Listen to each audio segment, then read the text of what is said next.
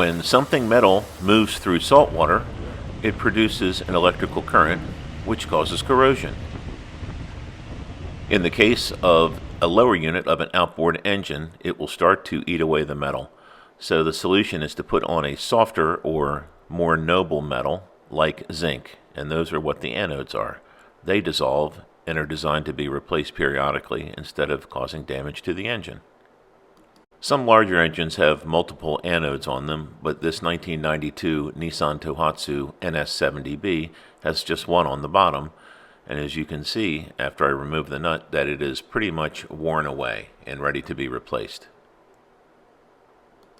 This particular anode also serves as a trim tab of sorts, with the offset fin counteracting the torque of the propeller as it moves through the water. It has a little notch on the top which you can line up and you can adjust to the left or to the right to make it steer straight without additional effort. Since the motor is not that powerful, I haven't really noticed a difference, so we just leave it in the neutral setting.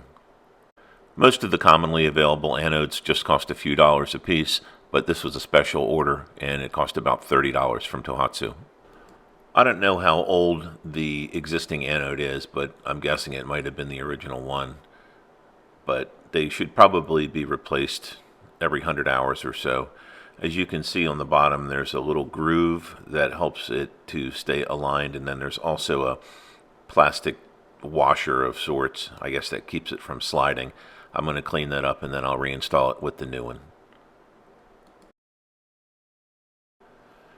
After I got that little plastic or rubber washer cleaned up, you can see how it fits onto the anode and it allows it to move to the left and to the right to offset the torque of the propeller.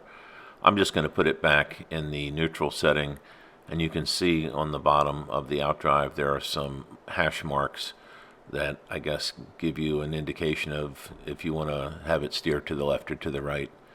But like I said, I'm just going to have it in the center, and if I notice there's a difference, I can always just move it by loosening the anode and retightening it.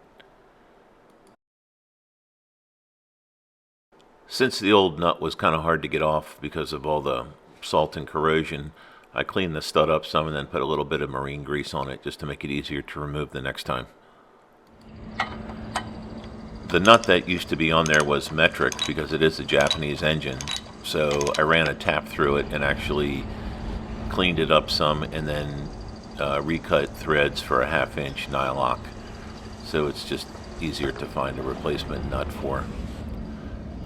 I also noticed that there was a ground wire disconnected that connects to a Zerk fitting, and I had actually, the fitting was broken and I replaced it and then reconnected the ground wire that allows the anode to be electrically bonded to the rest of the engine.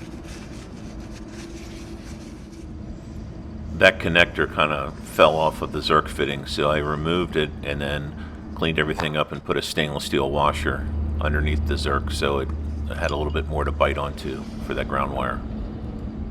You could see even though I tightened up the fitting, it pulled right off. So by putting a larger washer underneath it there, it gave it something else to bite into, and it seemed to do the trick. Now the two sections of the lower unit are electrically connected and the anode will actually work. Now it's ready to go back in the water with the performance decals included.